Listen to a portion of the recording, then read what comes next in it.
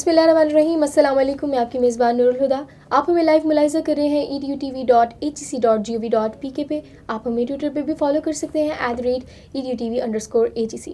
ناظرین، آپ دنیا کی بہترین ٹریننگ دیکھ رہے ہیں اور ہم ٹریننگ کریں گے رمضان کی. اپنے جسم، اپنے دل، اپنے دماغ کو پاک کریں گے. ہمارے ساتھ موجود ہے سر محمد عثمان. سر، آج ہم بات کریں گے پاک دل کی. تو سر، سب سے پہلے تو بہت شکریہ آپ کے وقت کا کہ آپ نے ہمیں وقت دیا. سر، آج ہمارا یہ ٹاپک ہے کہ گناہ گاری سے کیسے ہم اطاعت کے سفر تک پہنچتے ہیں. تو سر، سب سے پہلے ہمیں یہ بتا دیں کہ ہماری دنیاوی اور آخرت کی جو کامیابی ہے اس میں دل کا کیا رول ہے، کیا کردار ہے؟ جی، بسم اللہ الرحمن الرحیم. دل کا جو رول ہے ہمارا وہ بہت امپورٹنٹ ہے اور بہت زیادہ ہے، اور اسی پہ سارے معاملات ہمارے ڈپینڈ کرتے ہیں. مثال کے طور پہ میں آپ کو بتا دیتا ہوں کہ دل جو ہے، آپ سمجھ لیں کہ ایک بہت بڑی جھیل ہے، اور اس کے اندر مختلف طرف سے جو ہے وہ پانی کے دریا ہیں، نالے ہیں، وہ وہاں پہ آ رہے ہیں. اور وہ جیسے پہلے ہم نے پچھلے پروگرام میں بات کی کہ ہمارے 7 ظاہری اعضاء ہیں، جیسے آنکھ ہے، زبان ہے، کان ہے، تو وہ اس کے ذریعے جو کچھ بھی آتا ہے وہ وہاں پہ پہنچتا ہے. اور اگر وہ گندگی کی شکل میں آ رہا ہے، نیگیٹیوٹی کی شکل میں آ رہا ہے، تو وہ وہاں آ کے بیج ڈالتا ہے، اور وہاں سے وہ گندگی اور وہ چیزیں پیدا ہوتی ہیں، اور وہ ایک اختیار کرتی ہیں ایک پھل کا، ایک درخت کا، جو ہم خود بھی کھاتے ہیں اور لوگوں کو بھی کھلاتے ہیں. تو دل کا جو بیسک تعلق ہے وہ ہے صفات کے ساتھ، جو ہماری صفات ہیں. اور جو اللہ تعالیٰ کی جو صفات ہیں، جو سب سے اعلیٰ عرفہ ہیں اور وہ لافانی ہیں، اور وہ جو صفات ہیں اللہ تعالیٰ نے اس میں سے جو ہے وہ صفات کا ایک مخلوق کا ورژن بنا کے آپ صلی اللہ علیہ وسلم میں انسٹال کر دیا، اور آپ صلی اللہ علیہ وسلم کو وہ صفات عطا کی، صفات حسنہ ان کو دی، اور ہمیں جو حکم دیا کہ یہ اب آپ کے رول ماڈل ہیں، اور اب ان کو دیکھ کے اپنے دل ان جیسے کر لو، اپنے دماغ ان جیسے کر لو، اپنی سوچ ایسے ان جیسی کر لو، اپنی ظاہری زندگی ان جیسی کر لو، باطنی زندگی، کیونکہ سنت ہیں وہ طریقہ جو بتایا ہمیں. اب اس کے اندر جو وہ صفات آپ صلی اللہ علیہ وسلم کی ہیں وہ اپنے اندر آپ ایڈ کرو. اس سے یہ ہوگا کہ آپ کے اندر بھی وہ خیر والے معاملات آ جائیں گے، اور آپ اپنے لیے، دوسروں کے لیے بہتر ہو جائیں گے، بہترین ہو جائیں گے، اور آپ کا جو سفر ہے وہ ٹھیک ہو جائے گا، اور وہ جو جنت کے راستے کا حصول ہے وہ آپ کے لیے ممکن ہو جائے گا. لیکن اگر یہ ایڈ نہ کی تو اس کی جگہ جو شیطانی صفات ہیں آٹومیٹکلی آپ اس طرف جاتے ہیں. یاد رکھیے گا کہ بائی ڈیفالٹ آپ گناہ کی طرف جاتے ہیں، برائی کی طرف جاتے ہیں، لو کی طرف جاتے ہیں، جو غیر ضروری چیزیں ان کی طرف جاتے ہیں. اچھائی کی طرف آپ کو اپنے آپ کو کھینچ کے لانا پڑتا ہے، محنت کر کے لانا پڑتا ہے. یہی تو آزمائش ہے. اگر وہ سمپل ہوتا تو پھر ہمارے لیے آزمائش ہی کیا تھی؟ پھر وہ ساری چیزیں اللہ تعالیٰ کے ہاں تو کچھ بھی ناممکن نہیں ہے. وہ ہم بھی فرشتے ہی ہوتے، پھر ہم بھی، وہ ہمارے اندر گناہ کا تصور بھی نہ ہوتا، گناہ والی چیز ہی نہ ہوتی، تو پھر زندگی بڑی آسان ہوتی. تو جب آپ کوئی برائی کرتے ہیں، کوئی ایک غلطی کرتے ہیں، تو آپ کے دل میں ایک سیاہ جو ہے وہ دبا جو ہے وہ لگ جاتا ہے دل کے اندر. اور جب وہ برائیاں بڑھتی جاتی ہیں تو وہ سیاہ دبا بڑھتے بڑھتے وہ پورا دل سیاہ ہو جاتا ہے، اور وہ اتنا سیاہ ہو جاتا ہے پھر آپ کے اوپر اچھائی کا اثر، تبلیغ کا اثر، کسی جو ہے وعظ و نصیحت کا اثر نہیں ہوتا. آپ نے دیکھا کہ انبیاء نے بھی جب تبلیغ کی اور لوگوں کو ہدایت کا راستہ دیا تو سب لوگ نہیں بدلے، کیونکہ کچھ ایسے تھے جن کے اوپر وہ موریں لگ چکی تھی. اب وہ ظلم کرتے ہیں، وہ برائی کرتے ہیں، وہ ان کو کسی کے خوف کا، اپنے انجام کی بے فکر ہو جاتے ہیں، اور ایسے لوگوں کو اللہ تعالیٰ ڈھیل دے دیتا ہے، اور ان کا انجام پھر وہ بہت خطرناک ہوتا ہے، وہ بہت تباہی کی طرف جاتے ہیں. تو اس لیے دل کو پاک کرنا، دل کو صاف کرنا یہ بڑا ضروری ہے. یہ صاف ہو گیا تو آپ سمجھ لیں کہ یہ آپ کا آئینہ ہے. اب آپ کا باہر بھی صاف ہو جائے گا، آپ کا ظاہر بھی صاف ہو جائے گا، آپ کی ظاہری زندگی بھی آسان ہو جائے گی، آپ کے لوگوں کے ساتھ تعلقات بھی آسان ہو جائے گی، کیونکہ آپ کے اندر سے خیر نکلے گی، آپ کے اندر سے نفع نکلے گا، اور اس طرح سے بہت ہو جائے گا. اس لیے اس کے اوپر محنت کرنا، اس کو ٹھیک کرنا یہ بہت ضروری ہے. ہم جس طرح کے دل لے کے پھر رہے ہیں وہ بڑے خطرناک ہیں، اور اس کے خطرناک نتائج ہماری زندگی میں لڑائی جھگڑے، فتنے، فساد اور یہ ساری چیزیں کی شکل میں آتے ہیں. سر، دل کے اوپر گناہ کا کیسا اثر ہے کہ دل اسے کیسے کیچ کرتا ہے؟ دیکھیں، دل جیسے میں نے آپ کو بتایا کہ دل کے اندر جو ہے اللہ تعالیٰ نے وہ صفات والا معاملہ تو رکھا ہے، وہ تو صفات کی تلاش میں تو ہے. جیسے آپ کا جو وائی فائی ہے تو موبائل ہے تو وہ جیسے ہی وائی فائی آتا ہے تو وہ اس کے ساتھ کنیکٹ ہوتا ہے. ٹھیک ہے, اب اس وائی فائی کے ذریعے آپ کیا نیٹ کے ذریعے کیا ڈاؤن لوڈ کر رہے ہیں. ٹھیک ہے, جو آپ ڈاؤن لوڈ کر رہے ہیں تو وہ آپ کے موبائل میں آ گیا یا لیپ ٹاپ میں آ گیا. اب جو چیز آپ نے ڈاؤن لوڈ کی ہے اس کے اندر اگر کوئی نیگیٹیوٹی مینس کہ وائرس تھا, اب وہ وائرس کیا کرے گا, وہ آپ کے اس کمپیوٹر میں آ جائے گا, موبائل میں آ جائے گا, آ کے سب سے پہلے وہ کیا کرے گا کہ آپ کے مین فنکشنز کو وہ بند کر دے گا, آپ کی فائلز کو کرپٹ کر دے گا, آپ کے کام کو ڈسٹرب کر دے گا, آپ کو ڈائیورٹ کر دے گا. اور مینلی یہ ہوتا ہے کہ اگر وہ وائرس بڑھ جائے تو آپ کی ونڈو کو کرپٹ کر دیتا ہے, آپ کے ڈیٹا کو ضائع کر دیتا ہے, آپ کے کام کو روک دیتا ہے.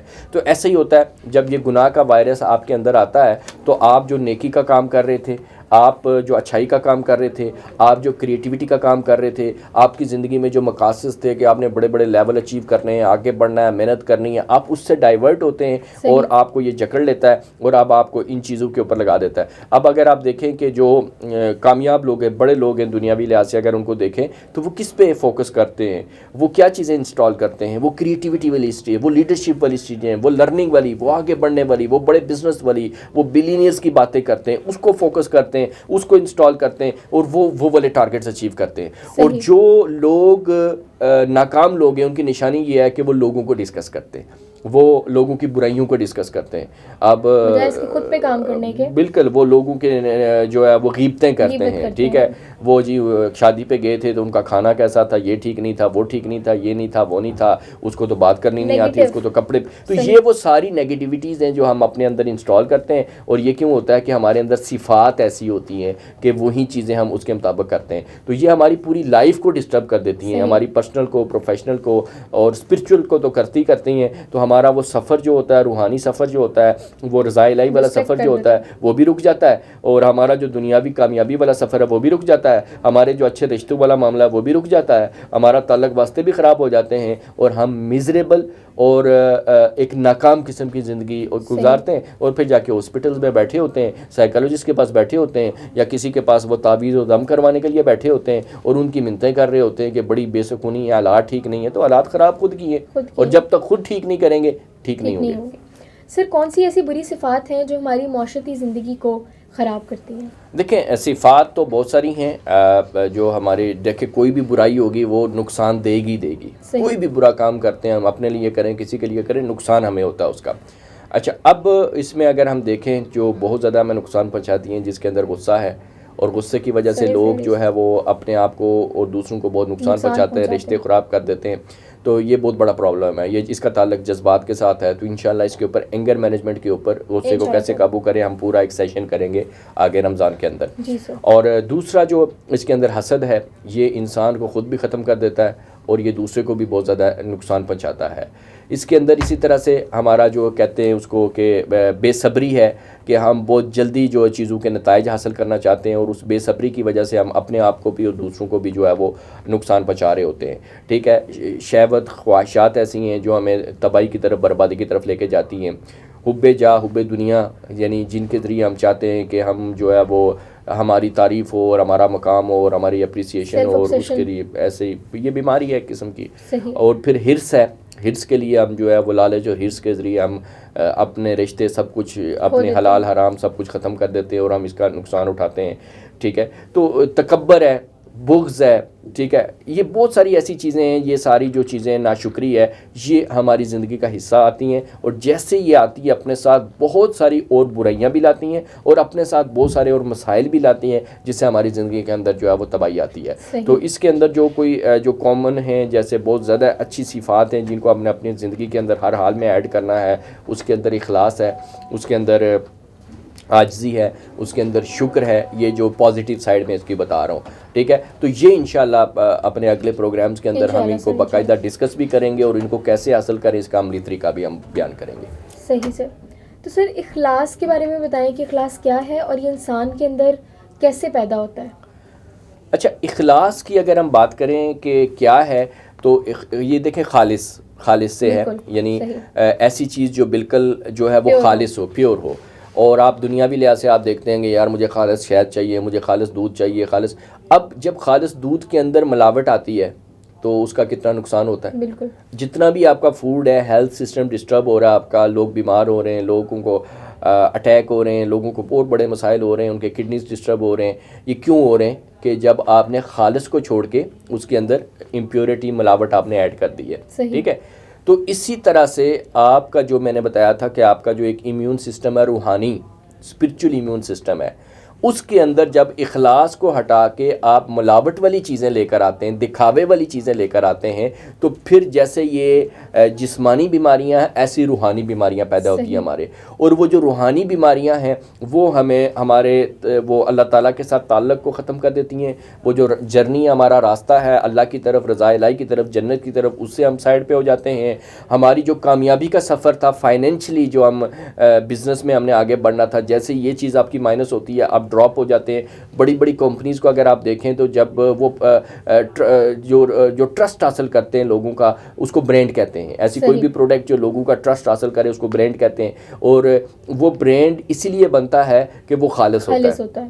وہ جو کہتا ہے وہی چیز ڈلیور کرتا ہے, چاہے وہ ہنی ہے, شہد ہے, وہ ملک ہے, کوئی بھی چیز ہے. اور ایسا اس کے مقابلے میں ایسا ملک, ایسا جوس, ایسی چیز جس کے اندر ملاوٹ ہے تو وہ برانڈ نہیں بنتا, بلکہ وہ گلی محلے تک رہتا ہے, وہ آگے ڈیولپ نہیں کرتا. تو اسی طرح جو انسان پیورٹی کی طرف جاتا ہے, اخلاص کو ختم کر دیتا ہے اپنے اندر سے, تو وہ پھر کسی بھی جگہ پہ پیک پہ نہیں جاتا. اور کہہ سکتے ہیں کہ اخلاص اور تزکیہ ایک ہی چیز ہے.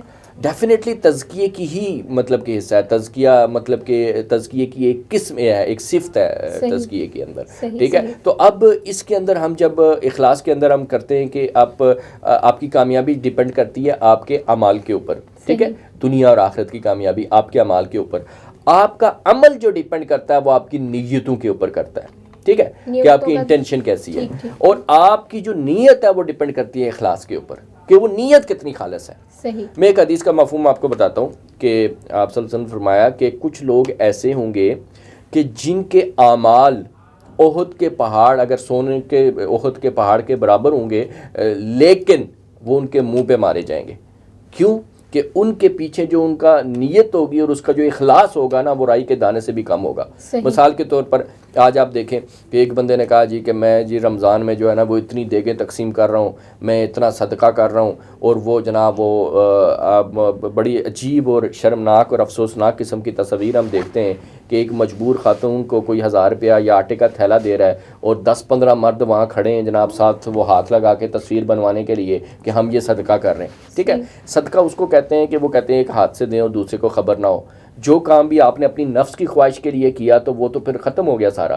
تو کچھ لوگ ایسے ہوں گے کہ ان کے اعمال احد کے پہاڑ کے سونے کے برابر ہوں گے, لیکن ان کے منہ پہ مارے جائیں گے کیونکہ ان کے پیچھے جو نیت اور خلوص ہوگا وہ رائی کے دانے سے کم ہوگا.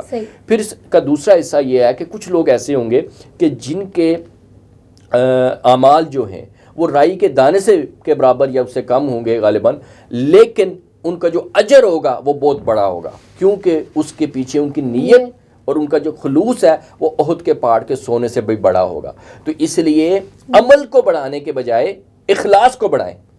آپ کے اخلاص کے ساتھ دیے ہوئے, اچھی نیت کے ساتھ دیے ہوئے 10 روپے وہ ہو سکتا ہے کسی کے کروڑوں سے زیادہ بہتر ہوں. ٹھیک ہے. اور اسی طرح سے آپ کے اخلاص اور نیت کے ساتھ 2 رکعت جو ہیں وہ پڑے ہوئے ہو سکتا ہے کہیں حج اور عمروں سے بہتر ہوں. تو اس لیے ناظرین کو میں یہی کہوں گا کہ اس پہ آپ نے محنت کرنی ہے کہ اپنے عمل کو خالص کریں, اپنے عمل کو اللہ کی رضا کے لیے کریں, نہیں تو وہ نقصان پہنچائے گا. آپ جتنے نیک اعمال کرتے جائیں گے, جتنے بڑے اعمال کرتے جائیں گے, وہ آپ کے اندر بیماریاں پیدا کرتا جائے گا, وہ آپ کو روحانیت سے اور سیدھے راستے سے آپ کو جو ہے وہ ہٹاتا جائے گا. تو یہ ایک بڑا خطرناک معاملہ ہے کہ ہم اپنے آپ کو نیک سمجھ رہے ہوتے ہیں, ہم اپنے اعمال کو اچھا سمجھ رہے ہوتے ہیں, اور حقیقت میں وہ ہمیں نقصان پہنچا رہے ہوتے ہیں. سر, اپنی شخصیت میں ہم اخلاص کیسے پیدا کریں, اس کی کوئی عملی مشق, پریکٹیکل مشق ہمیں بتا دیں. اچھا, اس کی عملی مشق بھی میں آپ کو بتا دیتا ہوں, اور اخلاص کس کس چیز میں آنا چاہیے اور کس کس طرح کا ہونا چاہیے, اور اس کے کتنے درجات ہیں, کتنے لیول ہیں, یہ میں آپ کو بتا دیتا ہوں. یہ سلائیڈز بھی دکھا دیتے ہیں ہم ناظرین کو, اور میں ہر سلائیڈ کے بارے میں بتا بھی دیتا ہوں, اور اس کے اینڈ پہ میں آپ کو عملی مشق بھی بتا دیتا ہوں.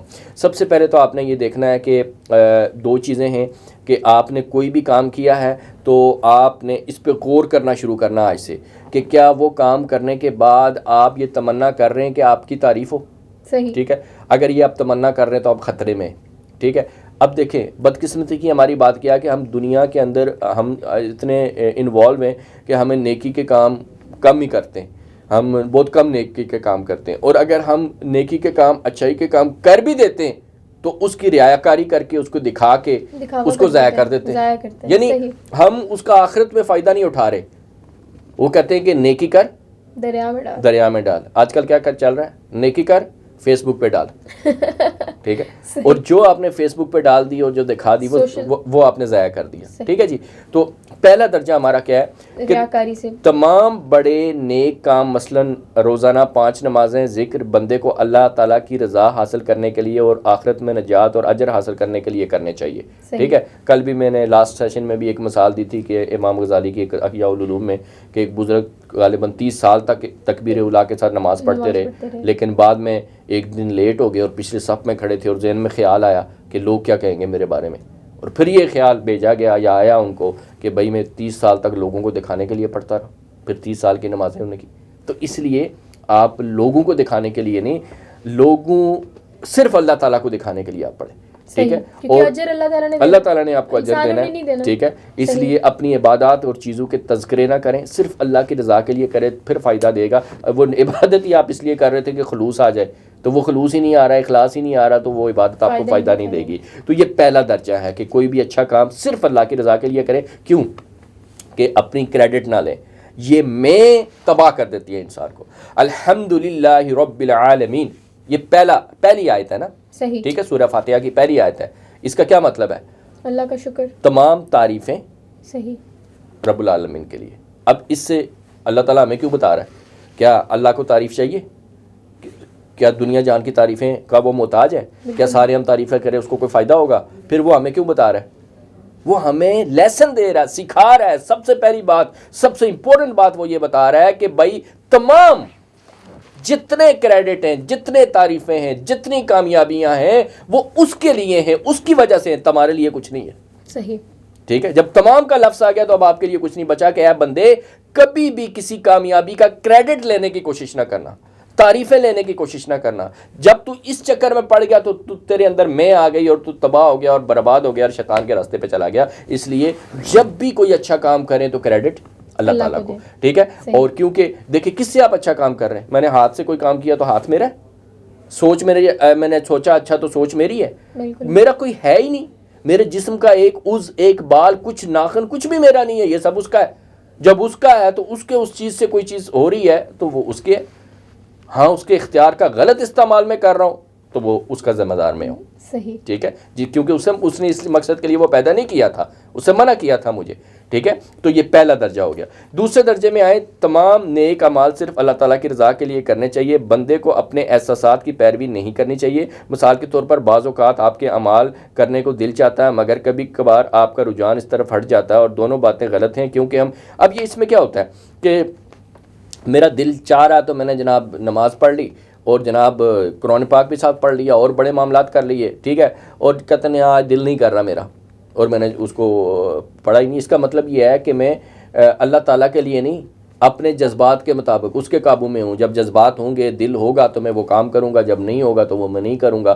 تو یہ معاملہ نہیں ہونا چاہیے۔ آپ کو جب کرنا ہے تو ہر حال میں کرنا ہے، آپ کسی بھی حالت میں ہیں، تکلیف میں ہیں، پریشانی میں ہیں، آپ تھکے ہوئے ہیں، نہیں تھکے ہوئے، جو اس نے کرنے کا حکم دیا ہے وہ اس کی رضا کے لیے کرنا ہے، نہ کہ آپ نے اپنے احساسات کے لیے کرنا ہے۔ تو اپنے احساسات کو، اپنے جذبات کو مائنس کرنا ہے، اس کے لیے نہیں، اللہ کی رضا کے لیے آپ نے کرنا ہے۔ تیسرا درجہ ہے کہ جب آپ اپنے نیک اعمال کریں تو اللہ تعالیٰ کی رضا کو پہلی ترجیح دیں اور جنت کی تمنا اس کے لیے کریں کہ اس میں رب تعالیٰ کا دیدار ہوگا۔ اب یہاں بڑی امپورٹنٹ بات ہے کہ ہم جنت کے لیے کر رہے ہیں، جنت کے لیے بھی نہیں کرنا، ٹھیک ہے۔ کوئی کام جنت کے اصول کے لیے نہیں کرنا کہ یہ جو ہوگا تو مجھے نا جنت مل جائے گی، یہ میں کروں گا تو مجھے جنت مل جائے گی، یا اللہ مجھے جنت دے دے، میں جنت، نہیں، یہ نہیں ہے، ٹھیک ہے۔ اخلاص یہ ہے، خالص یہ ہے کہ پھر بیچ میں امپیورٹی نہ لائیں۔ اس رب کی رضا، جب رضا الہی کی ہم بات کر رہے ہیں تو اس رب کی رضا کے لیے کریں، جب جنتوں کا مالک آپ کو مل گیا تو پھر کیا چیز رہ گئی پیچھے؟ ٹھیک ہے، تو اس لیے آپ نے جنت کی طلبگار نہیں بننا، اس کی رضا کا طلبگار بننا ہے. جب وہ راضی ہو گیا تو پھر جنت کیا، کائنات ساری آپ کی ہے. ٹھیک ہے، وہ جو چاہے گا، وہ جو خزانے چاہے گا آپ کو عطا کر دے گا. اور آپ جنت کی طلب بھی اس لیے رکھیں، اگر طلب رکھتے ہیں کہ بھائی جنت میں رب کا دیدار ہوگا، وہاں وہ ہوگا. ٹھیک ہے، اس کا دیدار ہوگا، اس لیے مجھے جنت کی طلب ہے. ٹھیک ہے، تو ادروائز جو ہے آپ نے اس اپنی جو ہے وہ اس کے اندر سے مقصد کے اندر سے آپ نے جنت کو بھی نہیں بلکہ رضا الہی کو دینا. یہ تیسرے درجے کا اخلاص ہے. یہ پہلا درجہ جب مکمل ہوتا ہے، ٹریننگ ہو جاتی ہے، تو پھر دوسرے پہ بندہ آتا ہے. دوسرے کی ٹریننگ مکمل ہو جاتی ہے، پھر تیسرے پہ آتا ہے. ٹریننگ کیسے ہوتی ہے یہ میں آگے بتاتا ہوں. اچھا، چوتھا درجہ کیا ہے؟ جب اپنے اعمال کریں ان کو صرف اللہ تعالیٰ کے لیے کریں. اللہ تعالیٰ کے تمام جہانوں کو مالک ہے اور اونچے روحانی درجات، مکاشفات اور کرامات حاصل کرنے کے لیے بھی اعمال نہ کریں، کیونکہ یہ چیزیں اور احوال صرف اللہ تعالیٰ تک پہنچنے میں رکاوٹ بن سکتے ہیں. اعمال صرف خالص اللہ تعالیٰ کے لیے کریں، کیونکہ وہ ذات ایسی ہے، صرف وہی اس کا حقدار ہے. اب جو لوگ اس لیے کر رہے ہوتے ہیں جی کہ مجھے کوئی روحانی جو ہے وہ درجات مل جائیں، مکاشفات مل جائیں، مجھے کرامات مل جائیں، یہ ساری چیزیں بہت اچھی ہیں اور یہ ضرورت کے حد تک اچھی ہیں کہ ان کے ذریعے آپ اپنے اس سفر کو آسانی سے کرتے ہیں اور دوسروں کی مدد کرتے ہیں اور چیزیں کرتے ہیں، اس کے لیے ہے. لیکن اگر کسی کی خواہش یہ ہو کہ میرے عمل کے نتیجے میں مجھے یہ طاقتیں مل جائیں، تو وہ تو رضا الہی سے ہٹ گیا نا، وہ اللہ تعالیٰ کی طلب سے ہٹ گیا، وہ تو چھوٹی چھوٹی چیزوں کے پیچھے وہ بک گیا. ٹھیک ہے، تو یہ کام نہ کریں، یہ ڈیمانڈ نہیں ہونی چاہیے. یہ جو ہے وہ کرامات اور یہ چیزیں، یہ آپ کی زندگی کا مقصد نہیں ہونا چاہیے. مقصد آپ کا رضا. یہ چوتھا درجہ ہے. جب انسان اس لیول پہ جا کے ان سے بھی آگے نکل جائے تو پھر آتا ہے جی پانچواں درجہ، اللہ تعالیٰ کی عبادت خالص طور پر اللہ تعالیٰ کے لیے ہی کرنا، کیونکہ جنت یا جہنم اور اس کے درجات کا فیصلہ پہلے ہی ہو چکا ہے. وہ سب کچھ اللہ تعالیٰ کے علم میں ہے. تو یہاں پہ جو بھی عبادات ہیں آپ کی، وہ ساری عبادات اللہ کی رضا کے لیے. ٹھیک ہے، یہاں پہ نہ تو دنیا کے لیے کہ میں اس لیے کر رہا ہوں جی کہ مجھے جو ہے نا وہ میرا یہ مسئلہ حل ہو جائے، مجھے بیٹا مل جائے، مجھے یہ ہو جائے، وہ ہو جائے. تو یہ جب چیزیں ہیں نا، جب روحانی سفر کے اوپر آپ چلتے ہیں تو وہاں روحانیت کے طلبگار ہوتے، دنیا کے طلبگار نہیں ہوتے. تو وہ دنیاوی مسائل اور دنیاوی خواہشات کے پیچھے اگر بھاگتے ہیں اور پھر اس لیے اللہ سے مانگ رہے ہیں کہ یا اللہ میرا یہ مسئلہ ہو جائے، تو آپ اللہ کے لیے تو سوچ ہی نہیں رہے، آپ اپنے لیے سوچ رہے ہیں. آپ اللہ کو تو ترجیح دے نہیں رہے، آپ اپنی اولاد کو دے رہے ہیں. آپ اللہ کو تو ترجیح دے نہیں رہے، آپ اپنے بزنس کو ترجیح دے رہے ہیں. تو جو بندہ ان چیزوں کے لیے کر رہا ہے تو یہ پھر اخلاص والا معاملہ نہیں ہے. ہاں، آپ کے یہ جو مسائل ہیں یہ اللہ نے ہی حل کرنے ہیں، اور اس کے لیے کیا ہوتا ہے اور یہ کیسے مانگنا ہے. یہ نہیں کہ اس سے نہیں مانگنا ہے آپ نے، لیکن یہ کیسے مانگنا، عبادت میں نہیں مانگنا. اس کا الگ طریقہ ہے. وہ کیا طریقہ ہے وہ اگلے ہم ایک سیشن اس کے اوپر پورا کریں گے، دعا کا ہم کریں گے، اس کے اوپر ہم اس کے اوپر بات کریں گے. اور پھر جو ہے ساتواں درجہ جو ہے کہ اللہ تعالیٰ کی عبادت بغیر کسی شرط کے کرنا، کسی غرض کے، ضرورت کے ساتھ اس کو مشروط نہ کرنا. امیری ہو یا غریبی ہو، صحت ہو یا بیماری ہو، عزت ہو یا ذلت ہو، تنگی ہو یا آسانی ہو، سکون ہو یا بے سکونی ہو، غرض یہ کہ ان چیزوں کے ہونے یا نہ ہونے کے ساتھ عبادت کو متعلق نہ کرنا. عبادت صرف اللہ کی رضا کے لیے. یہ نہیں ہے کہ میرا یہ چیز ہو جائے گی تو میں یہ کر دوں گا، وہ ہو جائے گی تو یہ جناب اتنے صدقے اور یہ چیزیں کر دوں گا، نہیں ہوگی تو یہ بھی چھوڑ دوں گا. ٹھیک ہے، اور میری جناب عبادت میں اس لیے کر رہا ہوں، میں وہاں عمرہ اس لیے کرنے جا رہا ہوں، وہاں دعا اس لیے کرنے جا رہا ہوں، وہاں یہ کرنے جا رہا ہوں، میرے یہ مسئلے حل ہو جائیں. بھائی یہ نہیں ہے. تو جب آپ شرطیں لگائیں گے، بھائی آپ کا اگر اس سے تعلق پیدا ہو جائے، ٹھیک ہے، وہ ایک چھوٹی سی مثال یہاں پہ میں آپ کو شیئر کر دیتا ہوں کہ جو ہے کیونکہ دل کی بات ہو رہی ہے، کہ ایک بندہ تھا نا، تو اس کے پاس ایک باغ تھا اور اس نے باغ کے اوپر محنت کی، جڑی بوٹیاں ختم کی، اس کو بنایا، پھول لگائے، درخت لگائے، پھل لگائے. اتنا شاندار اور عالی شان باغ بن گیا کہ اس کا چرچا شروع ہو گیا. لوگ دور سے دیکھنے آتے، یار سنا ہے کسی نے ایسا باغ بنایا. اس کا چرچا اتنا پھیل گیا کہ ایک دن یہ ہوتا ہے کہ بادشاہ تک یہ بات پہنچتی ہے. تو بادشاہ جب وہاں اس علاقے سے گزرتا ہے کہتا ہے یار یہاں کوئی باغ ہے جس کا بڑا چرچا سنا ہے، میں بھی دیکھ کے آؤں. وہ بادشاہ آتا ہے، آ کے دیکھتا ہے، اس کو بڑا پسند آتا ہے. جب بڑا پسند آتا ہے تو وہ اس بندے کو بلاتا ہے، کہتا ہے یار تو نے بڑا کمال کیا ہے اور اب تو میرا دوست ہے، ٹھیک ہے، اور اب مانگ مجھ سے کیا مانگتا ہے. تو وہ کہتا ہے کہ میں نے آپ سے کیا مانگنا، اس باغ کی وجہ سے مجھے تو بادشاہ خود مل گیا، وہ میرا دوست بن گیا، اب مجھے اور کیا چاہیے. تو مجھے اور کچھ نہیں چاہیے، آپ کی دوستی مل گئی ہے، آپ سے تعلق مل گیا، آپ سے کنیکشن ہو گیا، اس باغ کی وجہ سے میرے لیے یہی کافی ہے. تو یہ مطلب کہ ایک کہانی ہے، جو ہے حقائق ہے بیان کرنے کے لیے. تو اسی طرح اللہ تعالیٰ نے انسان کو ایک باغ دیا ہے، وہ یہ دل ہے، اور اس دل کے اندر بھی جڑی بوٹیاں ہیں. اس دل کے اندر بھی جو ہے وہ نفرتیں، کدورتیں، حسد ہے، یہ ہے وہ ہے، اور انسان کو کہا گیا کہ اے بندے تو اس کو اکھاڑ کے پھینک دے، اس گندگی کو نکال دے اپنے دل کے اندر سے، اور اس کے اندر پھول لگا، اس کے اندر پھل لگا، اس کے اندر صبر لگا، اس کے اندر اخلاص لے کے آ، اس کے اندر عاجزی لے کے آ، اس کے اندر شکر لے کر آ، اور جب یہ پھل لگیں گے، یہ پھول لگیں گے، یہ خوش نما بنے گا، جب یہ خوش رنگ بنے گا، جب اس لیول پہ یہ بن جائے گا تو پھر وہ بادشاہوں کا بادشاہ آئے گا اور وہ آ کے پوچھے گا اے میرے بندے اب تو میرا دوست ہے، اب تو میں تیرا دوست ہوں، ٹھیک ہے، اب بتا تو مجھ سے کیا چاہتا ہے۔ پھر یہ بندہ کہے گا کہ اس باغ کے لیے تو مجھے مل گیا ہے، بادشاہوں کا بادشاہ اس وجہ سے مجھے مل گیا ہے، اب مجھے اور کیا چاہیے۔ تو یہ چیز ہے، یہ اخلاص ہے، یہ وہ چیزیں ہیں کہ جب ہم اس کو خالص کر دیں گے، اس کو پیوریفائی کر دیں گے تو ہماری یہ چھوٹی چھوٹی سوچوں سے بڑھ کے وہ مل جائے گا، پھر تو یہ چھوٹی خواہشیں رہیں گی نہیں، یہ تو ویسے ہی ختم ہو جائیں گی، یہ تو چھوٹے ذہنوں کی پیداوار ہے، چھوٹی چیزیں ہیں، تو آپ بہت آگے کے لیول پہ چلے جائیں گے۔ تو یہ بیسیکلی یہ دل ہے، اس دل کو پاک کرنے کے یہ فائدے ہیں، اور اس کے لیے یہ جو اخلاص کا میں نے آپ کو بتایا ہے، اور اس کے لیے ہم یہ جو پوری شیٹ دے رہے ہیں ناظرین کو، ہم دیں گے کہ اس کے اندر آپ کے یہ 7 درجے لکھے ہوئے ہیں نیچے، اور آپ نے اوپر تاریخ لکھنی ہے اور پہلے درجے سے شروع کرنا ہے۔ آپ نے روزانہ کوشش کرنی ہے کہ فار ایگزامپل سارے کام، نماز وغیرہ، یہ وہ سب کچھ آپ اللہ کی رضا کے لیے کر رہے ہیں، جہاں نفس کا خواہش آئی فوراً اس کو رد کریں، توبہ کریں اور اللہ کی رضا کے لیے کریں، اور ٹک لگاتے جائیں۔ جب 30 دن کے اندر آپ کو یہ پہلے درجے کا اخلاص آ گیا تو آپ کی زندگی میں بڑا سکون آ جائے گا۔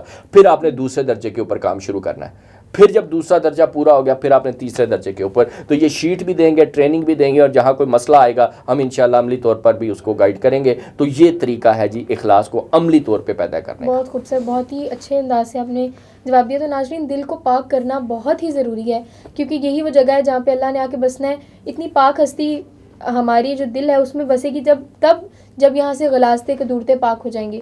سر، آپ کے وقت کا بہت شکریہ۔ ہم پھر ملیں گے ایک نئے موضوع کے ساتھ، تب تک کے لیے اپنی میزبان نور الہدیٰ اور سر کو اجازت دیں۔ اللہ حافظ۔